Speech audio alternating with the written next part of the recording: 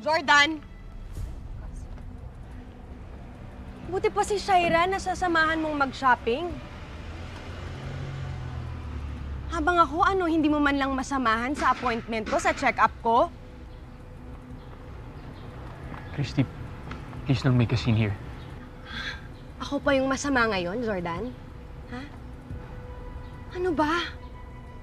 Kung meron talaga akong halaga sa'yo at itong baby natin, sisiguraduhin mong gigising ka ng maaga para makapunta sa check-up?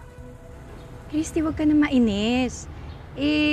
Inumaga lang yung pag-uusap namin ni Jordan kagabi. Kung alam ko lang na may lakad pala kayo kaninang umaga, di sana ako na lang yung nanggising sa kanya. At doon ka pa natulog kagabi? Wala si Jeff. Lumabas, hindi ko alam kung saan ako ibang tutuloy. Wala naman kami ginawang masama. Nakitulog lang ako. Wow, Jordan.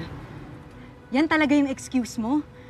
Di sana nag-hotel ka na lang kung ayaw mo talagang umuwi sa bahay ng pinsan ko, di ba? Dadahilan ka pa eh. Jordan, di ba nangako ka?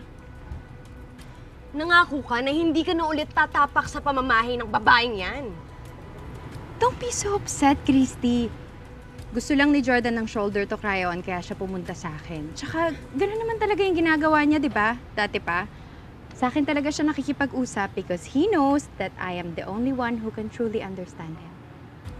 Ang sabihin mo, hingintay mo lang na meron kaming hindi pagkakasundo ni Jordan para makatiming ka na mapalapad mo yung papel mo sa asawa ko. Christy, tama na. Huwag mong bigyan ng masamang kahulugan yung pagtulong sa akin ng tao. Tama. Tsaka, Christy, concern lang sa akin si Jordan tsaka sa pinagbubuntis ko. Di mo naman siguro siya masisisi kung iniingatan niya tong pinagbubuntis ko. Ito naman talaga yung tunay niyang anak, di ba? Hindi yung nasa tiyan mo. Huwag mong iinsultohin yung anak ko. Christy, ano ba? Kakasabi ko na huwag kang gumawa ng eksena dito eh.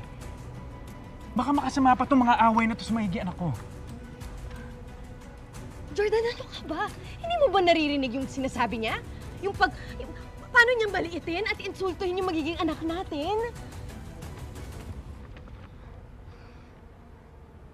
Kung lahat ng kilos na gawin ko para sa safety ng anak ko, kay questionin mo, lagi lang tayo mag-aaway ng ganito. Alam mo, nag-iisip-isip na rin ako eh. Maybe we need a break. Anong ibig mong sabihin, Jordan?